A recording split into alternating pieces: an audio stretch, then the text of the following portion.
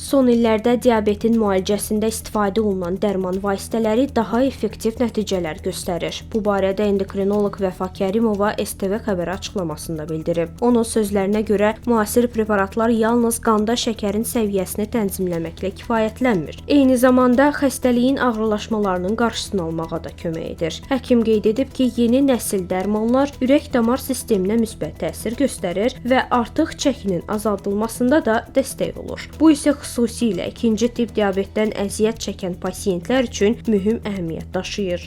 Hər şey inkişaf elədiyi kimi, tibbdə də, farmakologiyada da çox yaxşı inkişaf gedir.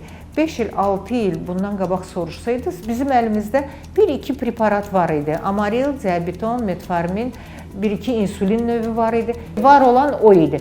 Amma hal-hazırda bizim əlimizin altında o qədər gözəl dərman preparatları var ki, bizim məqsədimiz həkim olaraq tək şəkəri salmaq deyil.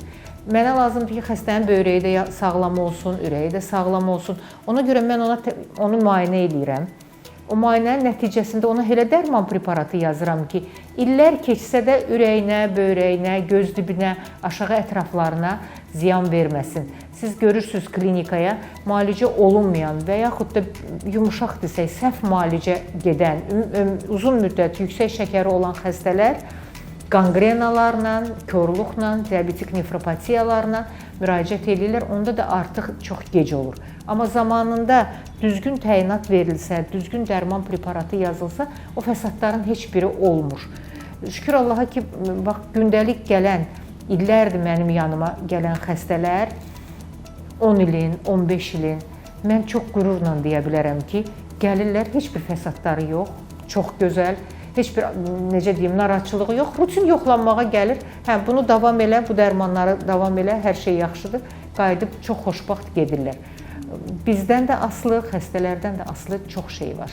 Vəfa Kərimova vurğulayıb ki, müalicə fərdi şəkildə seçilməli və xəstənin ümumi sağlamlıq vəziyyəti nəzərə alınmalıdır. O, pasiyentlərə özbaşına dərman qəbul etməməyi, mütəmadi olaraq həkim nəzarətində olmağı tövsiyə edib. Mütəxəssis əlavə edib ki, düzgün qidalanma və fiziki aktivlik müasir dərmanlarla yanaşı tətbiq olunduqda daha yüksək nəticələr əldə etmək mümkündür.